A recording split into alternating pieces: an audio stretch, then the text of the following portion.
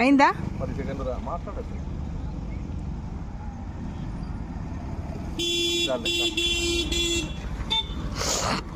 మళ్ళీ అవుతారు.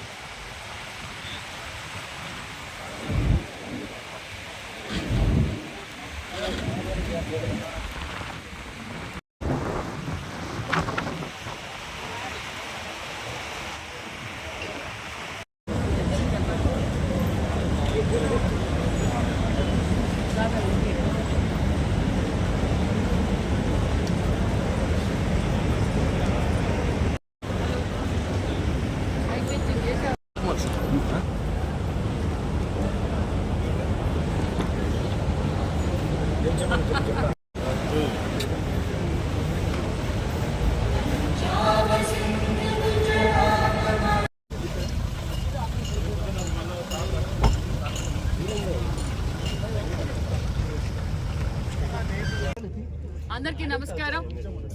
మరి నిజంగానే మరి రాయలసీమ సస్యశ్యామలం కాబోతుందన్న విషయం మరొకసారి తెలియజేస్తూ, మరి ఏదైతే ప్రజలు మళ్ళీ ముఖ్యమంత్రి చంద్రబాబు నాయుడు గారు అవుతానే ఈ రాష్ట్రం బాగుపడుతుంది, భావితరాల భవిష్యత్తు పునాదులు వేయగలరు, ఆయనైతేనే ఈ రాష్ట్రాన్ని స్వర్ణాంధ్రప్రదేశ్ గా మార్చగలరు ప్రజలు ఏ నమ్మకంతో అయితే మాకు ఓటేసి మరి మమ్మల్ని అధికారంలోకి తీసుకొచ్చారు. మరి ఈ రోజు కూటమి ప్రభుత్వంలో మరి నరేంద్ర మోడీ గారి ఆశీర్వాదంతో ఈ రోజు రాష్ట్రం అభివృద్ధిలో పరుగులు పెడుతుందన్న విషయం మీకు అందరికీ తెలుసు. అదే విధంగా మరి భారతదేశంలోనే ఎక్కువగా పెట్టుబడులు తెచ్చిన రాష్ట్రం ఏదంటే మన ఆంధ్రప్రదేశ్ అనే విషయం కూడా తెలియజేస్తూ, మరి ఏదైతే గతంలో మాన్యశ్రీ ముఖ్యమంత్రి చంద్రబాబు నాయుడు గారు 18లో మరి ఈరోజు రాయలసీమకు అనేక పరిశ్రమలు వచ్చాయి, అనేక పరిశ్రమలు తెచ్చింది కూడా చంద్రబాబు నాయుడు గారే. మరి 1924లో రాష్ట్రం ఏమైపోయిందో తెలుసు, రాయలసీమ ఏమైపోయిందో తెలుసు, మరి సొంత జిల్లాని ఏ విధంగా భ్రష్టు పట్టించారో కూడా మనకు అందరికీ తెలుసు.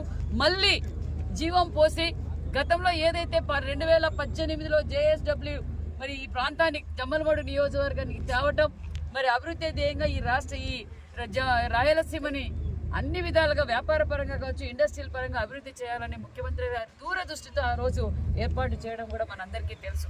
గతంలో 5 సంవత్సరాలు నేను రాయలసీమ బిడ్డ, నేను కడప బిడ్డ, నేను పులివెందుల బిడ్డ అని చెప్పుకున్న వాళ్ళు ఏం చేశారో కూడా తెలుసు. స్థల మార్పిడి చేశారు. ఏదైతే ముఖ్యమంత్రి చంద్రబాబు నాయుడు గారు అధికారంలో ఉన్నప్పుడు, ముఖ్యమంత్రిగా ఉన్నప్పుడు ఈ స్థలం కేటాయించి గతంలో మరి ప్లేస్ మార్చి, ఎందుకంటే చంద్రబాబు నాయుడు గారికి మంచి పేరు వస్తుందని చెప్పి ఆయనకి అలవాటే ప్రజావేదిక కూర్చడం, ప్రజల సొమ్ము దోచుకోవడం, అన్న క్యాంటీన్లు మూసేయడం, మనం అన్ని ఈ రాష్ట్రాన్ని సర్వనాశనం చేశారు. మళ్ళీ అధికారంలోకి వచ్చాక మరి 5 సంవత్సరాలుగా వారు ఏం చేశారో మీకు అందరికీ తెలుసు.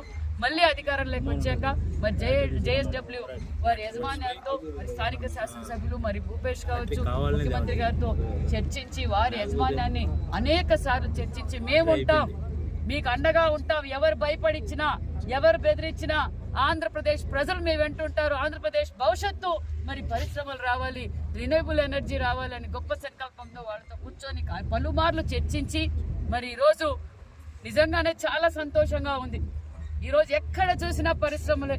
మరి స్థానిక శాసనసభ్యులు ఆదినారాయణ రెడ్డి గారు ఎప్పటికప్పుడు ఈ నియోజకవర్గానికి అభివృద్ధి చేస్తూ ఈ రోజు మరి రేపటి రోజున ముఖ్య యూనియన్ మినిస్టర్ గారు, అదే విధంగా మన సీఎం గారు, అదే విధంగా డిప్యూటీ సీఎం గారు కూడా మరి రేపటి రోజు రాబోతున్నారు.